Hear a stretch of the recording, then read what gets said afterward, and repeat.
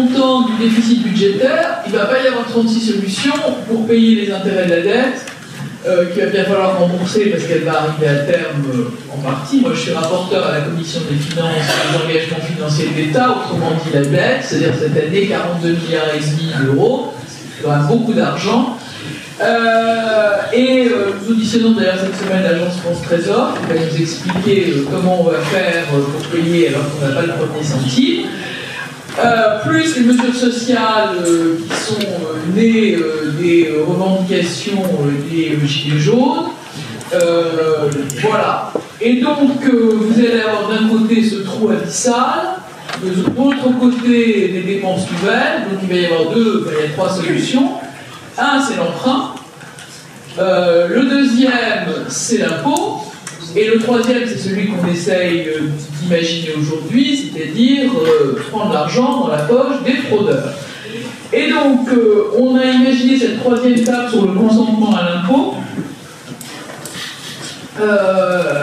Virginie Pradel, votre position sur le sujet qui paraît différent. Oui, peut-être pour réintroduire un peu l'état d'esprit des choses, l'idée c'est de brosser un portrait avec Virginie Pradel un peu global et rapide d'un certain nombre de situations fiscales. Ensuite, de faire un focus sur une étude qu'on a faite avec l'Institut fiscal Vauban, l'Institut Harris Interactive, qui est très contre-intuitive, mais qui vous expliquer en fait qu'est-ce que la notion de justice fiscale selon les Français. Vous allez voir que ce n'est pas forcément celle à laquelle vous nous attendez.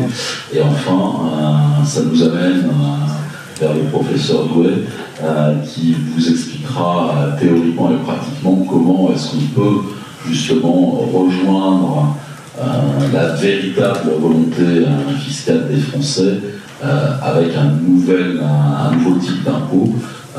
Et donc l'idée qu'on a, c'est de dire que pour rétablir le consentement à l'impôt, autant essayer de créer un impôt qui corresponde aux véritables souhaits des gens, parce que derrière, ça veut dire que s'ils sont d'accord avec ce type d'impôt, ils vont moins le frauder. Je passe la parole à Virginie. Bonjour.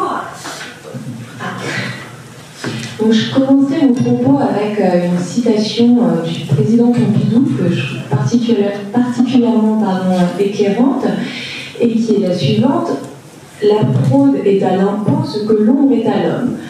Comme chacun sait, plus un homme est grand, plus son ombre est grand, et corrélativement, plus un impôt est important et plus la fraude est importante. Donc, comme on le sait, je pense que je ne vais pas vous apprendre quelque chose aujourd'hui. Le montant des prélèvements obligatoires français est exorbitant et bien supérieur à ceux de nos voisins. Donc on peut voir que selon les dernières données d'Eurostat, le montant des prélèvements obligatoires, donc je le rappelle pour les néophytes, les prélèvements obligatoires, c'est les impôts, les taxes et les cotisations sociales qui sont très importantes en France, représentent 48% de la richesse nationale, donc de notre produit intérieur brut. On voit que c'est en augmentation, on se rapproche lentement mais sûrement des 50%, et on peut voir qu'on est largement au-dessus des autres pays. Donc quand on regarde la moyenne de l'Union européenne, on est à 40%. Et quand on regarde d'autres pays comme le Royaume-Uni, on voit qu'on est à 34%, et encore moins dans d'autres pays, comme l'Irlande. Par exemple, en France, on a un montant, le taux global de prélèvement obligatoire est 2 fois supérieur à celui d'Irlande. Ce qui pose quand même certains problèmes. Un autre indicateur que je trouve assez intéressant et dont on ne parle pas jamais, dont on ne parle pas souvent, c'est le montant, c'est le taux global moyen d'imposition d'une entreprise en France, qui est calculé par le cabinet PwC et par la Banque mondiale, donc qui est calculé pour la France mais aussi pour tous les pays du monde. Et là, on voit aussi que les entreprises françaises sont taxées au taux global en moyenne exorbitant de 60%. Donc on peut se mettre un peu au cœur, c'est un taux qui est en baisse, parce qu'il était encore supérieur les années précédentes, on voit quand même qu'elle est à 60%, ce qui est 2 fois supérieur au taux global moyen d'imposition d'une entreprise au Royaume-Uni et près de 3 fois supérieur à celui d'une entreprise au Danemark.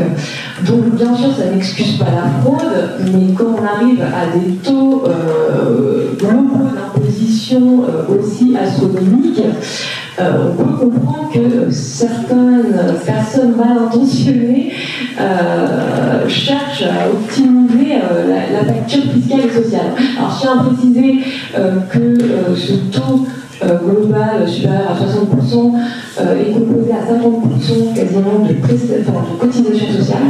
Donc c'est les cotisations sociales qui représentent vraiment le nerf de la guerre pour les entreprises. Un autre indicateur dont je voulais parler, c'est celui de la taxation du capital. C'est vrai qu'on entend souvent en France que le capital n'est pas assez taxé. Donc, on se rend compte quand même qu'il est beaucoup plus taxé en France que dans les autres pays. Dès lors que si vous prenez le montant des prélèvements opérés sur le capital, que ce soit sur les monages ou les entreprises, sur le capital mobilier ou immobilier, on arrive à près de 280 milliards d'euros chaque année.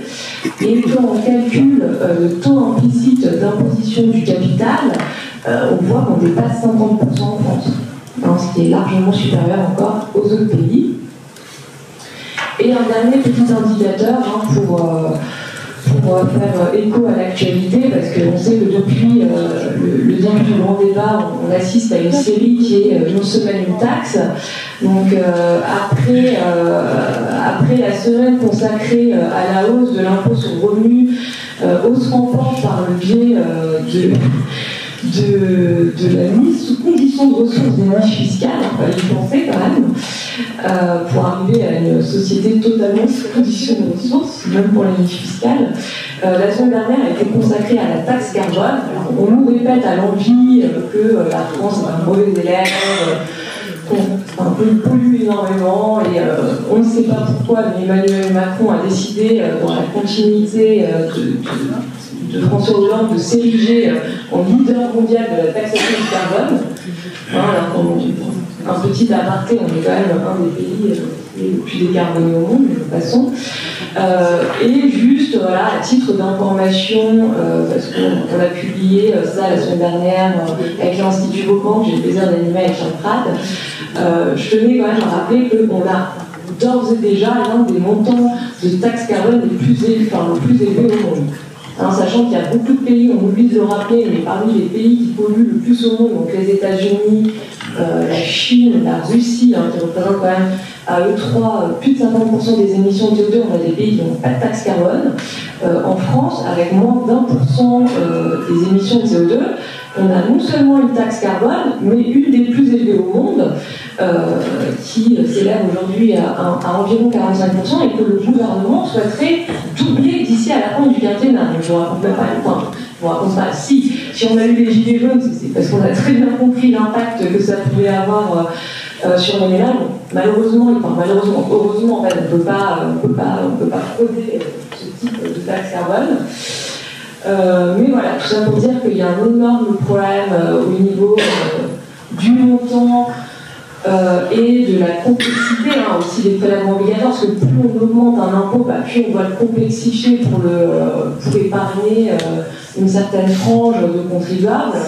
Donc voilà, c'est tout ça qui nourrit la fraude, et voilà, on voulait faire un petit rappel pour ne pas oublier que la première cause de la fraude fiscale, c'est la surtaxation et tout cet excès de taxes et de cotisations. Alors, je passe la parole à... Alors, du coup, tout ça pour embrayer rapidement, on est, je crois que c'est incontestable, dans un pays où on a trop d'impôts. Il y a trop d'impôts.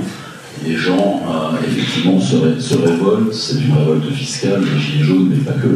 Ça fait des années qu'on le dit, que les économistes le disent, que les professeurs de fiscalité le disent. Le taux de prélèvement obligatoire dans le pays est devenu insupportable. Et notamment, la fiscalité française est particulièrement marquée par l'existence d'impôts indirects d'impôts proportionnels, notamment sur le revenu, la CSG en est un, tout le monde en fait paye un impôt sur le revenu, la CSG en fait un impôt sur le revenu, et par l'impôt, le fameux impôt sur le revenu, l'IR, qui n'est payé que par 43% des ménages, des Français. Et donc, vous voyez arriver dans le débat, notamment avec les Gilets jaunes, des gens qui disent oui, il faut plus de justice fiscale, il faut plus de progressivité, il faut rajouter des tranches, il faut rétablir l'ISF, etc., etc. Ce que je vous disais tout à l'heure, c'est que d'un mouvement qui demandait moins d'impôts, on est en train d'arriver à quelque chose où les gens réclament plus d'impôts, au prétexte de la justice fiscale. Et alors on s'est demandé à l'Institut Vauban, qu'est-ce que c'était que la justice fiscale. Et là du coup, on a fait l'étude. Si vous pouvez passer la deuxième diapo, voilà, celle d'après. Voilà. On a posé la question aux Français. On a posé la question aux Français de deux manières. On a demandé aux Français ce qu'ils pensaient, pour eux, quel était leur avis sur l'impôt sur le revenu juste. Et on l'a fait de deux manières. D'une part, on leur a posé la question en mots, en concept, et d'autre part, on leur a posé la question en chiffres. Alors, on va d'abord passer par la question en chiffres parce que c'est la plus intéressante. Je suis parti du principe qui est de dire les gens sont manipulés par la doxa, par le discours politique, etc. Ça fait des décennies qu'on leur dit que la justice fiscale, c'est la progressivité, que l'impôt proportionnel, c'est injuste. On les bassine avec l'utilité marginale décroissante, etc., etc. Ils ne comprennent rien, mais la seule chose qu'ils retiennent, c'est qu'on leur dit progressif égale justice. Bon. De par les discussions que j'ai pu avoir, notamment avec des gilets jaunes que j'ai pu voir, je me suis dit, il y a un vrai sujet. Et donc, on a posé la question différemment. On a pris un exemple concret, c'est-à-dire qu'on a posé la question en montant, et on a demandé aux gens, on leur dit voilà, quelqu'un qui gagne 2000 euros à un célibataire à son enfant, on a pris un exemple commun, il paye tant d'impôts. En vrai, en France, c'est 1650, mais enfin, on a mis 1600 euros. Quelqu'un qui gagne 2000 euros paye environ 1600 euros d'impôts. Quelqu'un qui gagne 3 fois plus, et puis après 10 fois plus, on a fait sur de nouveau. Quelqu'un qui gagne 3 fois plus, combien doit-il payer d'impôts, selon vous, pour que ce soit un impôt juste selon votre propre conception? Et on a posé la question en montant. Et on a dit voilà, 2 fois plus, 3 fois plus, donc 2 fois plus, c'est un impôt dégressif, où le taux réel d'imposition est inférieur à selon quand le revenu croît. 3 fois plus, c'est ce qu'on appelle la flat tax, un impôt proportionnel, c'est-à-dire que celui qui gagne 3 fois plus paye 3 fois plus d'impôts. 8 fois plus, donc toujours avec les montants, et 16 fois plus. 8 fois plus, c'est l'impôt progressif actuel, c'est exactement ce que paye le célibataire à son enfant, et 16 fois plus, c'est une surprogressivité, c'est une augmentation de la progressivité, comme un certain nombre d'autres politiques, le mouvement le propose, Jean-Luc Mélenchon pour ne pas le nommer, ou bien la plupart des universitaires, Alexis Spire, Guédonné, je ne sais pas, ils disent tous qu'il faut augmenter la progressivité. Voilà. Et on a posé la question en français. On leur dit voilà, qu'est-ce qui est juste pour vous? On peut mettre la diapo d'après, parce que ça arrive à peu près à la même chose. Et en fait, en posant la question comme ça, en chiffres, un exemple concret aux gens, eh bien, ils sont tous allés très majoritairement vers l'impôt proportionnel. C'est-à-dire, tu gagnes 3 fois plus, tu payes 3 fois plus, tu gagnes 10 fois plus, tu payes 10 fois plus. Une partie non négligeable est allée vers l'impôt dégressif. Et il y a par exemple sur 10 fois plus, et bien pour eux, payer 5 fois plus, ça suffisait. Ils se concentraient sur ce type de proposition, de réponse. Et par contre, l'impôt progressif actuel est fondamentalement rejeté. Et en fait, globalement, on arrive à un résultat où 82 à 84%, c'est pas 50 ou 60, c'est 82 à 84% des Français, c'est un vrai sondage avec échantillon représentatif, etc., sur 2000 personnes, 82 à 84% des Français sont favorables à l'impôt proportionnel, voire dégressif. Et seulement 13 à 14% des Français sont favorables à l'impôt progressif tel qu'on le connaît actuellement, ou à l'augmentation de la progressivité. Donc ça veut dire que quand on interroge concrètement les gens, en montant avec des sous, on leur ne pollue pas la tête avec des concepts, ils vont condamner l'impôt progressif, ils le rejettent, mais de manière massive, et pour eux, la justice, globalement, c'est la proportionnalité. c'est quelqu'un qui gagne 10 fois plus, va payer 10 fois plus. Et en fait, les gens confondent dans leur tête, on le voit, on va mettre la diapo suivante, on le voit par la suite des questions, puisque nous avons également posé la question en mots.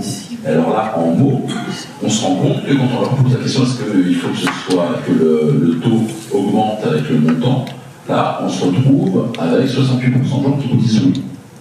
Le taux doit augmenter avec le montant des revenus, donc la progressivité. Et là, vous vous rendez compte qu'en fait, les Français confondent taux et montant. Et puis, donc, vous avez tous les résultats. Quand je pose la question de concept, ils rebasculent sur un avis favorable à la progressivité de l'impôt. Alors, j'ai regardé, bon là, j'ai pas les diapos, mais j'ai regardé un peu qui, notamment, se trompait, qui vous disait en chiffres, on est pour l'impôt proportionnel, alors qu'en mots, ils vous disaient qu'ils étaient pour l'impôt progressif. Parce que sur Twitter, il y a eu des grands débats, on nous a accusé de faire de l'ancrage psychologique, d'utiliser des biais d'ancrage. Sauf qu'on se rend compte que 61% des femmes font cette confusion, alors qu'il n'y a que 41% des hommes qui font la confusion. Donc le biais d'ancrage ne tient pas. Sauf à dire que les femmes se font plus ancrer psychologiquement que les hommes.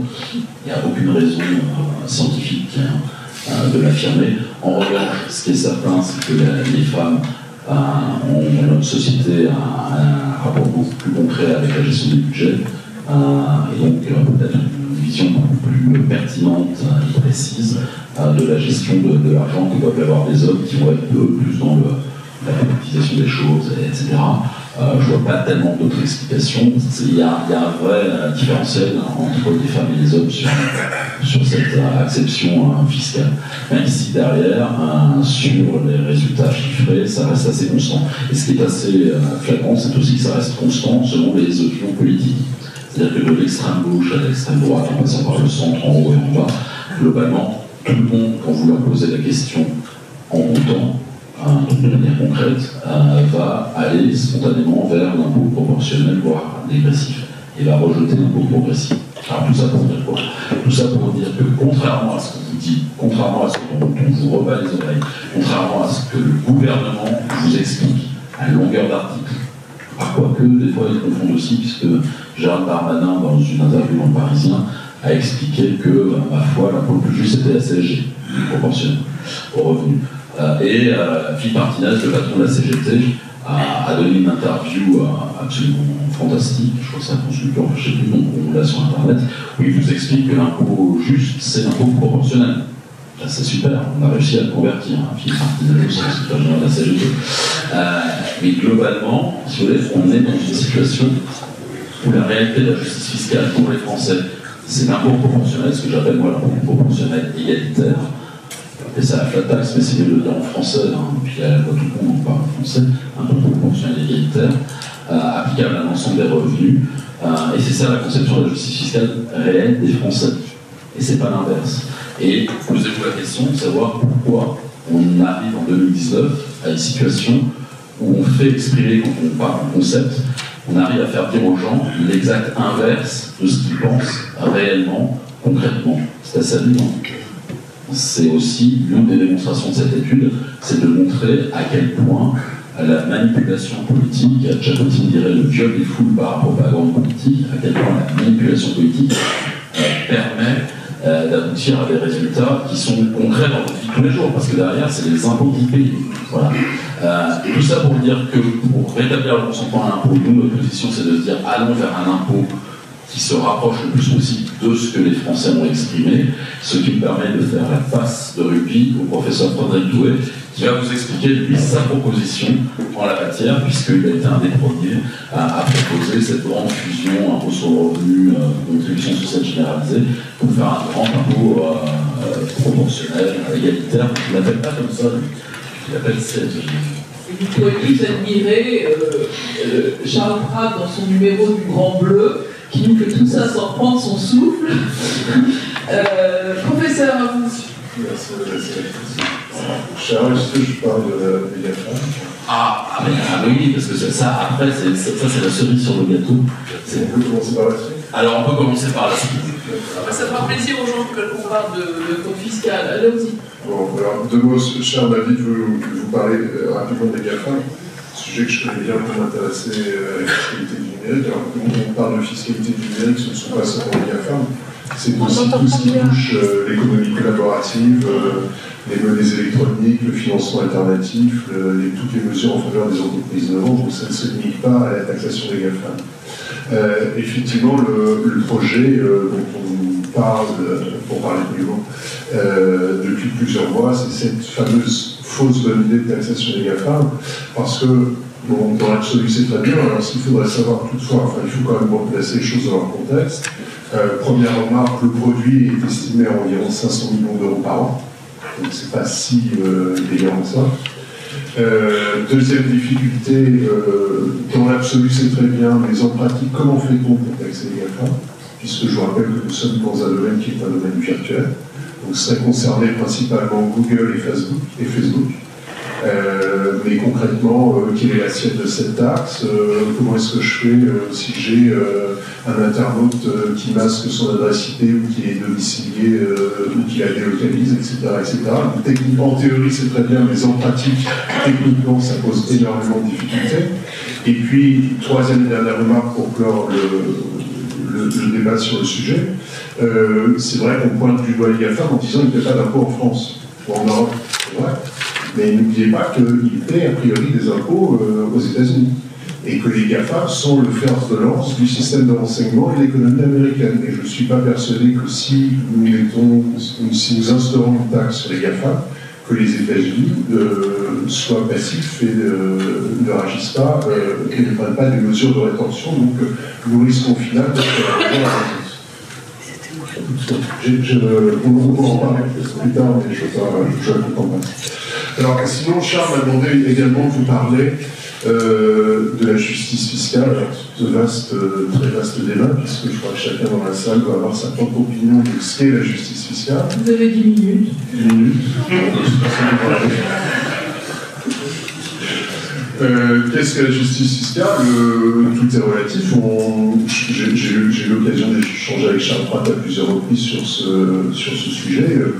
Nous sommes tous exilés ou évadés fiscaux de quelqu'un d'autre. On pointe toujours du doigt les stars du showbiz, les grands chefs d'entreprise, etc., ou les sportifs de haut niveau qui sont domiciliés fiscalement à l'étranger.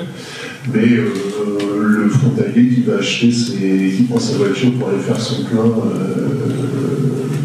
en Belgique, par exemple, pour acheter son tabac en Espagne, pratique aussi à son niveau l'évasion fiscale. Donc tout ça est assez complexe. Et c'est d'ailleurs la raison pour laquelle Internet est devenu, vous savez, le plus grand bureau de tabac de France. Hein, c'est Internet maintenant, ce ne sont plus les buralistes. Donc tout ça, finalement, est assez compliqué. Est-ce qu'on peut trouver des solutions? Oui, on peut toujours trouver des solutions, chacun a des solutions qui sont plus ou moins bonnes. Ce qu'il faut que vous sachiez, mais je pense que ça vous le savez déjà, vous n'aviez pas besoin de moi, c'est que notre système fiscal est dénoncé comme étant trop complexe. C'est vrai. Mais n'oubliez pas non plus que le droit fiscal est un droit de superposition, c'est-à-dire un droit qui s'applique à des situations qui sont déjà régies par d'autres branches du droit. Or, la complexité du Code général des impôts ne fait que refléter la complexité des situations qui s'appliquent. L'impôt sur le revenu, il date de 1914 et 1918, les lois Caillot. Nous avons eu une grande réforme en 1959, et puis depuis, nous vivons, si je puis dire, sur nos acquis. Or, la France de 2019 n'est plus la France de 1914-1918 et non plus la France de 1959. Donc nous avons un code général des impôts, mais un code général des impôts qui, en matière d'impôt sur le revenu, sur un certain nombre de points, est daté. Mais il s'adapte aux situations et à l'assiette imposable. Donc ça, c'est une première difficulté. Autre point, on a parlé tout à l'heure, on a évoqué à plusieurs reprises la question des niches fiscales. Système assez finalement bizarre, qui est le système français, parce que le législateur se dit j'ai trop taxé les contribuables, donc je vais leur octroyer des réductions et des crédits d'impôt pour leur redonner du pouvoir d'achat à condition qu'ils effectuent un certain nombre de dépenses. Mais depuis 2009, dans le même temps, les niches fiscales sont plafonnées. Donc Donc si vous voulez, au niveau de la logique, c'est quand même assez bizarre comme système. Et puis ça a été remis sur le devant de la scène il y a quelques semaines, où on nous parle à nouveau du plafonnement des niches fiscales. Enfin, rien de neuf sous le soleil, puisque ça existe déjà depuis 2009. On a l'impression d'inventer l'eau chaude tous les jours en ce moment, surtout en matière fiscale. Et donc tout ça est fait qu'au final, c'est complexe. C'est complexe aussi parce que vous avez le mécanisme du quotient familial qui n'est pas plafonné lorsque vous êtes marié ou pacsé et que vous faites l'objet d'une imposition commune avec votre conjoint ou votre partenaire. Mais par contre, si vous avez des cartes de part, des demi-parts supplémentaires et des parts supplémentaires du fait principalement de vos enfants à charge, là, depuis les années 1980, vous avez un mécanisme de plafonnement des effets du quotient familial. Donc tout ça fait qu'au final, pour beaucoup de contribuables, je le comprends d'ailleurs, pour beaucoup de contribuables, tout ça est devenu totalement illisible. Et lorsque c'est illisible, finalement, vous avez du mal à adhérer au système. Donc la solution est la suivante, est-ce qu'il ne faudrait pas finalement trouver tout remettre à plat? Alors là aussi, en théorie, c'est simple de tout remettre à plat. Mais en pratique, je pense que ça dépasse largement le temps d'un quinquennat. Il faudrait probablement 2 voire 3 quinquennats pour prendre la peine de remettre totalement à plat notre système fiscal et son architecture. Mais c'est un travail de très longue haleine, et je pense que le temps politique ne correspond pas, finalement, ne correspond plus au temps fiscal. Donc c'est une première difficulté. Et parmi les idées sur lesquelles j'avais travaillé, Charles a parlé de la fusion de l'IR des prélèvements sociaux, c'est exactement ça. Et il s'agit de ce qu'on a appelé la contribution fiscale généralisée. Alors l'idée, sans trop entrer dans les détails techniques, alors l'idée, je déjà lever les yeux au ciel, et tout système est perfectible bien évidemment, et celui-ci, comme les autres, n'échappe pas aux critiques. Mais l'idée est la suivante, l'idée donc est de fusionner l'impôt sur le revenu et les prélèvements sociaux, c'est-à-dire IR, CSG, CRDS et prélèvements de solidarité, et de les remplacer par une contribution unique. Qui présente la particularité suivante. Cette contribution est assise sur le revenu brut du contribuable. Il n'y a plus de mécanisme de quotient familial tel que nous le connaissons actuellement. Donc c'est assis sur le revenu brut. Et il y a 3 tranches. Alors attention, ça n'est pas un barème qui est progressif, si j'ai bien suivi ce qu'on nous expliquait tout à l'heure, mais ce sont 3 taux qui sont proportionnels en fonction du revenu imposable de chaque contribuable. On a une première tranche que nous avons fixée à 0%, une deuxième tranche à 12%, une troisième tranche à 25 ou 30%. La première tranche à 0% aurait vocation à concerner tous les contribuables percevant jusqu'à 1 900 € par mois. La tranche à 12% concernerait les contribuables percevant entre 1 900 et 5 000 € par mois. Et la troisième tranche, 25 ou 30%, ceux, vous l'avez compris, qui ont des revenus supérieurs à 5 000 € par mois. Alors, quel est l'avantage du système? Bien, ce système, finalement, il serait beaucoup plus lisible parce que, concrètement, serait concerné par la tranche à 0% 22 millions de foyers fiscaux, d'après les calculs qui ont été faits. Ça veut dire que, grâce à ça, ou à cause de ça, 22 millions de foyers fiscaux échapperaient totalement à tout prélèvement sur leurs revenus. Alors ça, manifestement, a priori, ça pourrait être une mesure de nature à satisfaire tout le monde, tous les Français, y compris les Gilets jaunes. La tranche à 12%, d'après les chiffres qui ont été communiqués, concernerait, elle, 5 millions de contribuables, et puis tout le reste, c'est concerné par la tranche à 25 ou 30%. Donc, assis sur le revenu brut, suppression totale des niches fiscales, parce que finalement, les niches fiscales sont aussi une cause d'injustice fiscale. Et puis, au passage, à partir du moment où vous asseyez votre prélèvement sur un revenu brut, vous limitez les possibilités de fraude. Parce que pourquoi y a-t-il beaucoup de fraude en matière d'impôt sur le revenu? Notamment parce que vous avez un certain nombre de contribuables qui peuvent jouer avec les charges déductibles de leur revenu catégoriel et de leur revenu global. Donc, et en plus, ça serait prélevé, j'entends effectivement, bien évidemment, prélevé à la source, mais on peut se demander si d'ailleurs le prélèvement à la source ne constitue pas les prémices du système que je viens de vous indiquer. Alors, juste avant, il y a une chose qui me surprend toujours, les politiques ont quand même réussi le tour de force, mais aussi avec les médias depuis des années, à centrer le débat sur la fiscalité en France sur l'impôt sur le revenu et l'impôt sur la fortune. Or, pendant ce temps-là, on oublie de nous parler de l'essentiel, la TVA, 170 milliards. On oublie de nous parler de la CSG, 120 milliards, après ce que j'ai vu pour l'année dernière, etc., etc. Or, quand on regarde le produit de l'impôt sur la fortune, c'est 1,5 milliard, donc on est très loin des chiffres que je viens de vous annoncer. Et puis le produit de l'impôt sur le revenu, c'est 79 milliards, mais pendant ce temps-là, ça évite de parler du reste. Je voulais faire une petite observation sur les niches fiscales. Vous devriez venir, enfin vous suivez sûrement le vote du PLF, et c'est le concours l'épi des niches fiscales. Je veux dire, on a tous dans nos départements, etc., un produit à protéger, une fenêtre à arranger, etc., etc. On a tous notre chenille, puisque dans chaque niche il y a un chien. On a tous des chenilles de prêts à bondir sur les niches. Et on est dans une espèce de schizophrénie, puisque d'un côté on veut des économies quand on commence à voter le texte, et on finit par proposer toujours, avec des évaluations, notamment de l'effectivité des niches fiscales, qui est toujours extrêmement une évaluation qui est inexistante ou approximative. Donc on a évidemment beaucoup de nettoyage à faire en ce qui concerne le système fiscal, puisqu'on l'a vu quand même depuis le début. Plus la loi est complexe, plus elle est facile à frauder, et c'est en cela qu'on a aussi un vrai problème. Alors, il est 12h28, je vous propose une ou deux questions si vous en avez, et puis il faudra lever cette séance et nous repartirons. Monsieur Lépuchon, qui n'a pas encore parlé. Merci Madame la sénatrice. Ça, vous serez, parce qu'on est... J'ai oublié de vous dire qu'on avait une captation vidéo, donc tout à l'heure on pourra avoir le replay si vous voulez. Hein? Voilà, on lui fait connaître le prix des pommes quand elle le demande. Je suis Philippe Fontana, je suis avocat Madame la sénatrice, et ma question s'adresse à monsieur le professeur.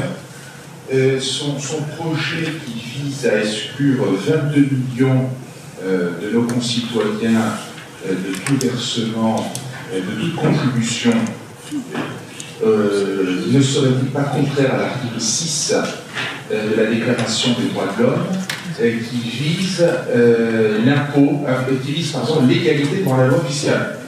Ça, c'est ma première question. Et deuxièmement, je ne comprends pas pourquoi 22 millions de Français seraient exclus de toute contribution alors qu'eux-mêmes, ils bénéficient de l'aide de l'État, que ce soit en matière régalien ou dans tout autre domaine. Je ne comprends pas pourquoi nos concitoyens seraient de cette manière exclus, et deuxièmement, pourquoi la charge fiscale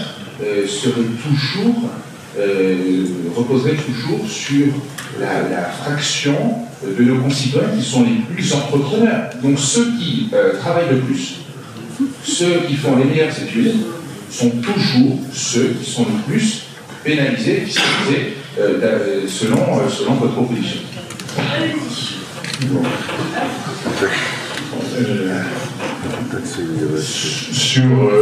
Sur l'égalité, c'est déjà le cas, vu que la CSG et la CRDS, vous avez par exemple pour les retraités, vous avez un certain nombre de retraités qui échappent à la CSG sur leur revenu. Après, je me garde bien de faire des pronostics parce que j'ai un peu de mal avec les questions constitutionnelles et la matière fiscale, parce que pour décortiquer un certain nombre de questions prioritaires de constitutionnalité, j'ai parfois le sentiment que c'est un peu comme le langage des fleurs et qu'on peut lui faire dire une chose et son contraire. Donc effectivement, j'ai déjà entendu cet argument sur la contrariété à l'égalité, etc., etc. Après, il suffit par exemple de tempérer ça par un abattement sur, si on veut tenir compte de la situation familiale, tout est possible. C'est un argument qui a été avancé par un certain nombre de parlementaires. Et puis, il ne faut pas quand même oublier qu'effectivement, il y aurait 22 millions de foyers fiscaux qui échapperaient à tout prélèvement sur leur revenu. Mais n'oublions pas qu'a priori, cet argent serait immédiatement réinvesti, consommé par ces contribuables. Et puis, il ne faut pas oublier non plus que ces gens qui consomment payent surtout de la taxe sur la valeur ajoutée. À 20, 10, 5 et 2,1%. Oui, peut-être juste pour compléter, le projet du professeur Douai, alors moi c'est vrai que je suis sur une position qui est un peu différente. Hein. C'est-à-dire que moi ma position c'est effectivement de fusionner l'impôt sur le revenu et la CSG, mais pas d'exclure du tout 22 millions de foyers, c'est de faire payer tout le monde au premier euro avec un mécanisme de lissage pour faire rentrer de manière douce les foyers les plus modestes dans le système. Donc ça vous montre aussi qu'il existe plusieurs types de réformes fiscales. Plusieurs nuances de fiscalité. Mais voilà, voyez, ça par exemple, ce serait un point potentiellement de non-accord pour une négociation à avoir dans le cadre d'une discussion sur la réforme. Nous, ce qu'on propose à Vauban, c'est quelque chose d'assez simple, c'est de dire un impôt proportionnel intégral fusionné CSG-IR, qui permettrait d'ailleurs d'être recouvré par l'URSSAF, donc un seul réseau de recouvrement, plutôt d'avoir un réseau de recouvrement entre l'URSSAF pour les cotisations et la CSG et la Direction générale des finances publiques pour l'impôt sur le revenu, parce que maintenant on est en prélèvement à la source. Pourquoi est-ce qu'on a deux réseaux de recouvrement? Vous voyez derrière, en termes de réforme de l'État, ce que ça implique un dégraissage très important de la DGFiP qui pourrait d'ailleurs se reconcentrer sur des missions de lutte contre la fraude. Mais effectivement, moi, mon idée, c'est d'augmenter la justice et d'avoir un impôt qui est une très large assiette avec un faible taux. Puisque dans ce cas-là, vous seriez à 7 points de taux proportionnel en plus de la TVA pour avoir le même rapport fiscal. Alors, c'est pas tout à fait la même chose, on n'a pas les mêmes implications derrière. Et vous voyez, vous pouvez, même si vous basculez sur un impôt proportionnel, vous pouvez moduler les choses d'une manière ou d'une autre. On n'a pas tout à fait les mêmes visions des choses et ça n'a pas les mêmes implications derrière. Mais que déjà le débat puisse se tenir sans que les tenants de la proportionnalité soient traités de furieux ou de méchants pas beaux, c'est assez intéressant. Et j'insiste, je crois que ce sondage, cette étude qui a été faite et qui est publiée en janvier, qui remet un peu les coups à l'heure, va changer beaucoup de choses parce que maintenant, plus jamais, on pourra dire que la justice fiscale, c'est la progressivité dans la tête des gens. Parce que ça, c'est pas vrai. Et c'est vraiment quelque chose de fondamental. Monsieur, je vous en prie, après madame. Juste deux questions. On a tout évoqué, c'est-à-dire crédit, impôt, compétitivité, emploi, qui est quand même, à mon sens, que je souhaite que certains partagent mon avis, un gros cadeau qui a été fait à de grosses entreprises. Malheureusement, les petites entreprises et l'artisanat ne peuvent pas en bénéficier. Il y a une époque qui avait un projet à une époque de baisse de charges sociales d'une concurrence salariale et patronale en contrepartie d'une hausse de TVA sociale, etc., qui me paraissait plus juste parce que là, on faisait payer le consommateur et on baissait les charges des salariés ou du monde du travail, en règle générale. À la place de ça, on a fait un CICE qui est à la droite gigantesque, qui bénéficie à des grosses entreprises du CAC 40, qui n'ont pas amélioré leur compétitivité face à l'extérieur, qui n'ont pas embauché, fait de baisse de prix. Et donc, ma question, c'est le régime précédent, le quinquennat précédent qui l'a mis en place, si je me souviens bien. Faut-il attendre encore un quinquennat pour le faire sauter? Au moins, ça évitera qu'il y ait des fraudes sur ce CICE, parce qu'encore une fois, c'est du déclaratif sur les salaires qui ont été payés, sur les ADS. Bon, ça, c'était sur le CICE.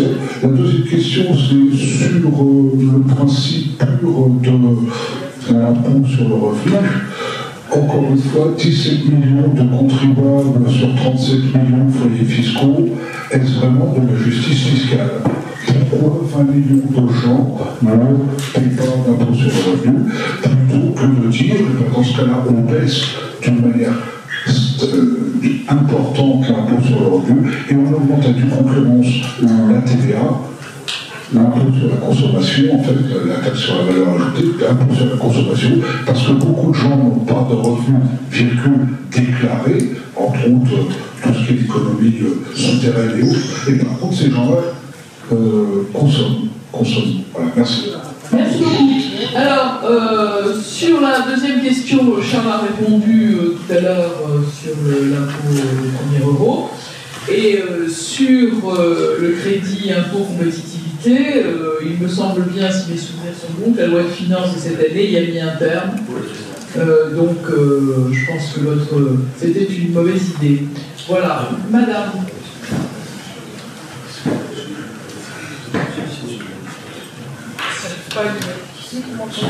Non, je pense en fait c'est rangé, il n'y a pas de...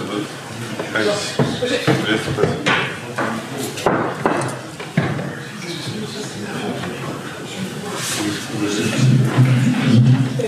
Je suis pas du tout spécialiste, et il me semble que la TVA est un impôt foncièrement injuste. Voilà, je voulais votre avis là-dessus, il me semble que c'est vraiment foncièrement injuste. Pourquoi est-ce que c'est un impôt foncièrement injuste? Parce qu'il est pareil pour tout le monde, et moi quand j'achète, pour un petit revenu, acheter une baguette de pain, je paye la même chose que pour un gros revenu qui achète sa baguette de pain. Alors sur la baguette de pain, quand je vais faire des travaux dont j'ai vraiment besoin, je calcule, alors que le gros revenu, il fait du bien à l'entreprise qui va employer. Vous comprenez ce que je veux dire? Oui, mais si vous voulez, le gros revenu, admettons celui qui consomme 100 000 euros par mois, on va prendre un seul taux de TVA, on va dire 20%. Celui qui consomme 100 000 euros par mois, il va payer 20 000 euros de taxes. Et celui qui consomme 1 000 euros par mois, il va payer 200 euros de taxes. Oui. Je parle pour quelque chose qui est très nécessaire. Alors là, vous posez en fait derrière une autre question, qui est celle des taux différenciés. Et donc, le fait qu'il existe plusieurs taux. Et alors, on est d'accord pour dire qu'on peut tout à fait imaginer des taux très réduits, voire même un taux zéro sur ce qui est indispensable à l'existence, la nourriture, etc.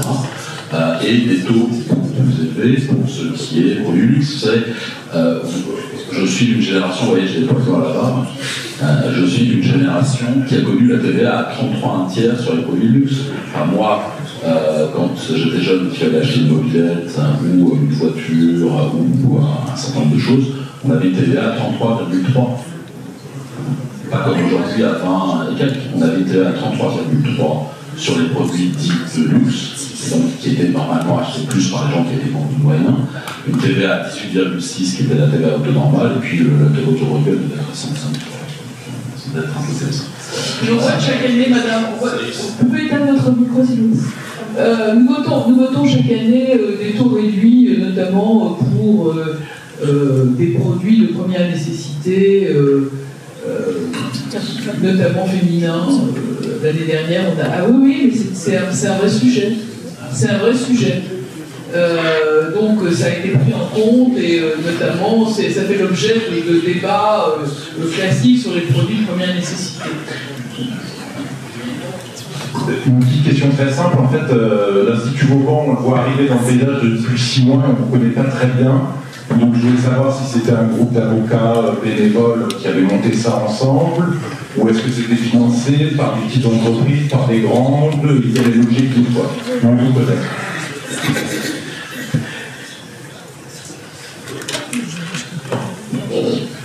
Oui, alors il y a différents types de personnes, donc des magistrats comme Charles Pratt, des membres de l'administration fiscale mais qui ne veulent pas forcément s'afficher publiquement parce qu'ils ont un devoir de réserve.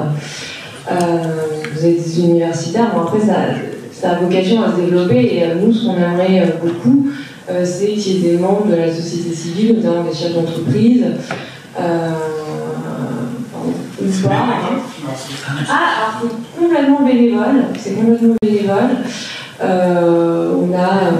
on a quelques dons, mais qui ne sont pas du tout.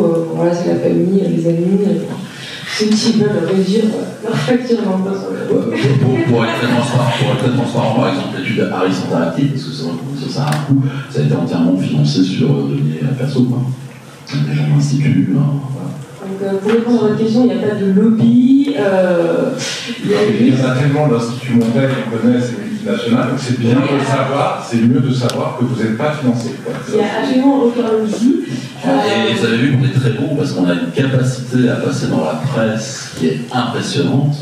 Parce qu'on est totalement désintéressé. Ouais. Non, mais vraiment, ça a vraiment vocation à vulgariser la fiscalité parce qu'on s'est rendu compte que malheureusement on est dans le pays le plus surfiscalisé au monde et on est un des pays où il y a le moins de recherche fiscale. Mis à part le professeur Louis qui travaille, qui est un des rares experts en fiscalité au sein de l'université, mais il y a un vide intersidéral qui est regrettable. Mais ce que je disais en rigolant n'est pas tant que ça en rigolant, vous voyez, si on a aussi autant de possibilités d'exprimer dans la presse, audiovisuelle, etc. les choses, c'est parce que les journalistes savent qu'en fait derrière, il n'y a pas de lobby. Derrière, il n'y a pas telle ou telle multinationale qui finance, qui connaissent depuis déjà un certain temps. Moi, ça fait des années, on se connaît. Et en réalité, je m'en suis rendu compte réellement, on a beaucoup plus de poids dans les médias, les journalistes nous donnent beaucoup plus la parole quand ils savent que finalement vous êtes entre guillemets désintéressés parce que vous n'êtes pas payé pour faire passer telle ou telle mesure, vous n'êtes pas à la solde de tel ou tel lobby, et que vous êtes uniquement là pour faire du travail intellectuel, ou politique au sens noble du terme, faire passer des choses. Là en fait, on vous donne beaucoup plus la parole.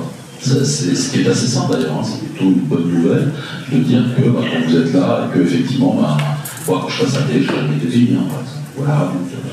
Non, mais il y a des gens qui sont payés, il faut le savoir. Il y a des gens qui sont des chroniqueurs et qui sont appointés à chaque émission, ils touchent un peu d'argent, etc. Bon, nous, c'est pas notre cas. On est là simplement pour dire ce qu'on a à dire et on nous invite parce que là aussi, ils savent que nous, on dit les choses de manière transparente et d'une certaine manière désintéressée et qu'on n'est pas le lobby, le bras armé de telle boîte derrière. Et c'est en plus très confortable. Madame, d'abord, la dernière question, monsieur.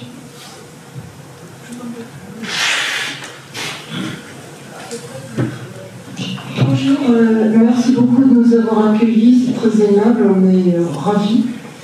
Alors j'ai une question. Après avoir enseigné longtemps à Louis-le-Grand, mes élèves faisaient des exposés et c'est que des scientifiques. Et ils m'ont expliqué les ravages que pouvait produire le cannabis sur les jeunes cerveaux.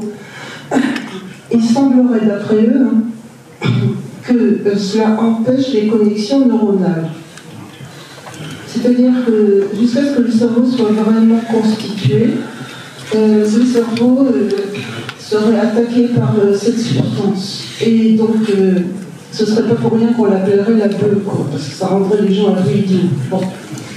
Et je viens de voir que le cannabis a été inclus dans les statistiques de l'INSEE.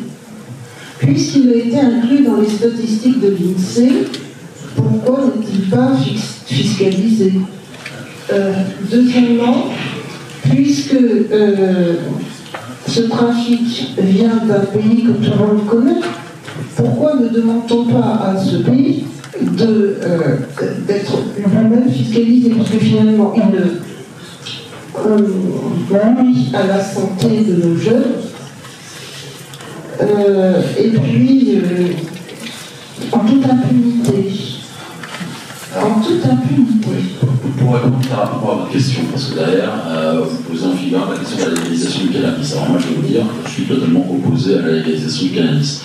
Ce qui est certain, et vous avez tout à fait raison de le dire, c'est que le cannabis, et donc le produit actif, à savoir le tétrahydrocannabinol, a un effet dévastateur sur le cerveau des gosses. Et pas que les gosses d'ailleurs, les adultes fument aussi. Bon, il se trouve que dans mes fonctions, je gère les hôpitaux psychiatriques. Moi, je les vois passer régulièrement, quand j'y suis, les victimes du cannabis. Et c'est pas joli à voir. Derrière, ça bascule assez régulièrement sur du déclenchement de schizophrénie. On voit ce que ça aussi implique en matière de criminalité. Et puis derrière, c'est du 122.1, c'est-à-dire que c'est de l'irresponsabilité pénale. Et donc après, il faut expliquer aux familles que la personne qui a tué leur enfant, non, il ne sera jamais jugé parce que vous comprenez, il est schizo, il est responsable pénalement, donc on ne va pas le juger. Donc on a un vrai problème de santé publique derrière. Dire qu'il faut légaliser et que ça va casser les trafics, c'est une illusion. c'est mentir aux gens. Vous prenez tous les pays dans lesquels le cannabis a été légalisé ou dépénalisé, vous avez eu une augmentation exponentielle des trafics. Vous prenez les dernières études canadiennes, c'est flagrant. Vous prenez ce qui s'est passé au Portugal, le trafic de cocaïne aussi et de cannabis ont explosé. Vous professionnalisez les réseaux. J'en ai débattu des tonnes de fois, notamment avec Stéphane Gatineau là-dessus. On n'est pas du tout d'accord sur le phénomène. Et en plus, si vous légalisez, forcément, vous allez fiscaliser. Parce que oui, l'État va dire, on va mettre une taxe, c'est ce qu'ont fait les Canadiens. Et donc, vous allez créer une fraude fiscale là où il n'y en a pas. C'est super. C'est non seulement, vous allez créer un intérêt à la fraude, parce que vous avez créé une taxe, et forcément, les organisations criminelles, vous croyez qu'elles vont faire quoi? Les mecs qui vendent du cannabis, vous croyez qu'ils vont cultiver des hamsters? Ils ne vont pas faire d'élevage de hamsters dans l'ordre. Ils vont continuer. C'est-à-dire que soit ils vont aller piquer dans les bureaux de tabac qui vont vendre pour revendre sur le marché parallèle, soit ils vont continuer à faire le marché parallèle illégal parce qu'il y aura un intérêt fiscal à la fraude. Et l'exemple canadien est flagrant. On a les premières études statistiques qui sont tombées par l'INSEE canadien, où en fait on se rend compte que plus de la moitié du marché continue d'aller sur le marché criminel parce qu'il est un petit peu moins cher et que le marché légal de toute manière a été totalement bouffé par l'augmentation de la consommation, donc ils n'ont plus de quoi fournir et donc tout le monde va vers le marché criminel. Donc en plus on crée la fortune encore plus importante que des organisations criminelles si on fait ça. Donc c'est la pire idée qui puisse exister de dire on va dépénaliser et fiscaliser les drogues parce qu'en plus derrière vous allez avoir des implications en matière de santé publique parce qu'il va falloir traiter de vos toxicomanes, ça coûte de l'argent et puis c'est des drames humains. Enfin, je ne sais pas si vous étiez prof au lycée, alors vous étiez prof, vous y êtes toujours non à ce lycée? Non. Non. Et bon. Mais j'en ai fait un. Oui, mais en général, c'est une population, il se trouve que je la connais un peu, cette population, puisque je suis membre du conseil d'administration de l'établissement. C'est une population qui est assez peu atteinte par ce problème-là. Un peu, mais pas trop. Voilà, ils sont assez protégés parce que c'est des enfants qui savent où ils veulent aller. Voilà. 47. Mais dans la plupart des lycées, c'est compliqué. Vous avez d'autres lycées, un grand lycée dans un arrondissement limitrophe à celui-ci, dont on sait que c'est le supermarché de la drogue. Il faut arrêter. On est là pour protéger nos gamins. On n'est pas là pour être des 68 à retarder. Ça va, ils ont assez fait de mal en 68. Hein. On paye les conséquences tout le temps. On a eu du mal.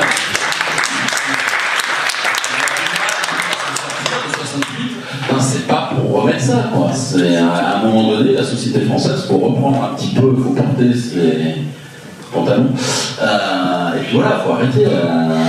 On n'est pas là pour se droguer et pour droguer notre jeunesse. C'est un truc, mais là c'est quasiment cette père qui parle. Moi je veux pas une société comme ça pour mon gamin. Je sais que le mien il est à peu près protégé par rapport à ça, mais je veux pas avoir des gosses qui sont dans la fumette permanente et qui se font péter des neurones parce que des gens ont décidé qu'il fallait qu'ils puissent fumer du cannabis et d'autres personnes ont dit ah bah ouais tiens, on va trouver des milliards d'euros de recettes fiscales par rapport à ça. Alors je vais vous dire, moi je préfère aller chercher l'argent dans la poche des fraudeurs à la TVA plutôt que d'aller taxer les mecs qui veulent fumer des joints. Voilà. Parce que derrière, on fait de la salubrité publique, alors que là, on sera en train de détruire la santé publique. Voilà. Mais c'est tout. Voilà. Je suis un peu énervé.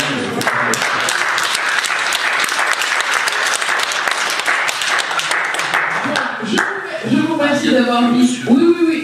Non, d'ailleurs, non, monsieur. Je vous remercie d'avoir mis Charles Pratt sur un autre sujet. Comme vous voyez, il est mini-prix, il fait le maximum. Donc, il est de toute façon absolument tout terrain, donc vous n'arriverez pas à le prendre en défaut, c'est ce qui en fait un orateur remarquable. Il y a monsieur d'abord, parce que vous n'avez pas encore parlé, puis monsieur on clôturera si vous voulez bien, parce qu'il est 12h41. J'ai deux questions très rapides. La première, est-ce que la principale fraude à la TVA, ce n'est pas le travail au noir payé en monnaie? Et deuxième question pour le professeur. Quand je vois les taux extrêmement faibles que vous avez retenus, est-ce que vous maintenez la recette globale CSDG plus IR ou est-ce que vous êtes obligé de monter la TVA? Bon. Non, le rendement est même supérieur, d'après les études qui ont été faites. Dû à cause de la suppression du fiscal. Globalement, si je ne l'abuse, si vous mettez un taux à 7 points plus le taux de la TVA actuelle, vous avez le même rendement. Et si vous passez au-delà de 9 et 7, 7, si vous êtes à 15, 16, vous avez le même rendement. Et si vous montez au-delà, vous augmentez. Et c'est le principe de assiette large, petit taux. Ça rapporte beaucoup plus que assiette réduite et taux élevé. C'est comme ça. L'impôt efficace, c'est pas un impôt à grande assiette et à petit taux. Merci. Je voudrais revenir sur l'Institut fiscal Vauban. Il y a un autre institut qui s'appelle l'IFRAP. Alors, quelles sont les différences entre ces deux instituts? Il me semble qu'apparemment, j'ai cru comprendre que c'est récent, l'Institut Vauban. Oui. L'IFRAP, qui est un excellent institut, est beaucoup plus large, ils sont beaucoup plus nombreux, sont très professionnalisés, ils font que ça. Par exemple, les agents démouillés, c'est pas son métier d'intervenir dans les médias. Ils couvrent tout le champ des politiques publiques. Alors que nous, on est principalement concentrés sur la fiscalité, avec une approche plus de vulgarisation, de proposition peut-être un peu plus libre. Non, mais déjà, par exemple, on n'est pas salarié. Ouais. C'est associatif, c'est bénévole. Voilà, l'IFRAP, historiquement, on est plus sur la recherche sur les administrations publiques et donc sur la dépense publique au sens large. Ils sont plus sur le créneau réforme de l'État. Nous, on est vraiment plutôt sur la vulgarisation de la fiscalité. Et ça n'a pas échappé aux gens qui lisent les papiers, qui nous entendent à la radio ou à la télévision. On est plutôt, nous, sur une position moins d'impôts, mieux d'impôts. Qui est, alors d'aucuns diraient libéral, d'autres pourraient dire gaulliste, ce qu'on veut. C'est de bon sens, plutôt. L'idée, c'est de dire moins d'impôts, mieux d'impôts. Bien, messieurs. J'ai sur la même longueur d'onde que l'IFRAP, parce que pour l'IFRAP, c'est la même chose. C'est moins d'impôt, mieux d'impôt. Voilà, mais bon, moi, ça, ça fait très très longtemps que je n'ai pas croisé à mais très bien, c'est je suis pas sûr qu'on soit tout à fait sur les mêmes créneaux. Cher monsieur, je voudrais juste, avant de remercier l'ensemble de nos orateurs et oratrices, de vous dire que plus il y aura de groupes de réflexion et plus on pourra éclairer aussi la représentation nationale qui n'est pas toujours forcément qui a besoin d'experts et d'être un peu titillé. Moi je trouve que c'est une excellente chose. Par ailleurs, ce qui s'est passé aujourd'hui ici avec quand même un nombre de participants assez important montre à quel point la problématique est personnelle, générale, et qu'elle est extrêmement importante. Et donc, tous ces sujets de fraude, aujourd'hui, on en a choisi 2. On aurait pu en choisir 10, notamment sur la fraude documentaire, où le dossier est absolument extraordinaire. On pourrait vous parler notamment des reconnaissances de paternité ou d'autres choses. Il y a vraiment un éventail de fraudes extraordinaires.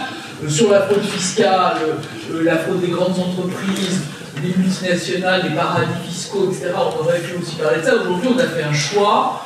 Il était au programme. Je pense qu'on pourra renouveler l'expérience sur d'autres sujets.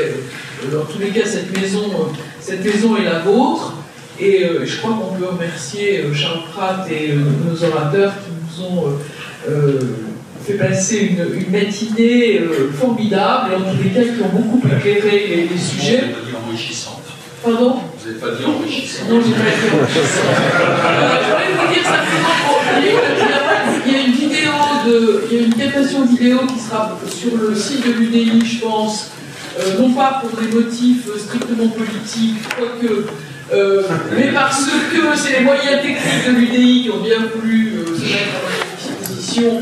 Parce que le Sénat est une grande maison, mais qu'elle sous-traite la captation vidéo à des sociétés privées qui coûtent une fortune. Et que ce colloque est évidemment bénévole. Donc, encore une fois, je pense qu'on peut applaudir nos...